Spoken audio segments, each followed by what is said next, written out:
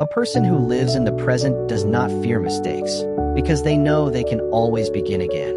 Think of a Volvo bus on the road. The journey is long, the traffic uncertain, and sometimes a wrong turn happens. But the driver doesn't panic. With calm hands, they adjust, reroute, and the bus continues forward.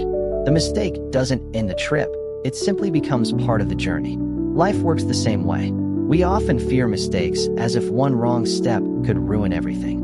But the truth is, the present moment is always fresh. Like a new stretch of road appearing before the bus, the present is a chance to adjust, to correct, to continue. The Volvo is built for safety and resilience, not perfection. It can handle bumps, weather, even detours, because the real measure of strength is not never failing, but always being able to recover.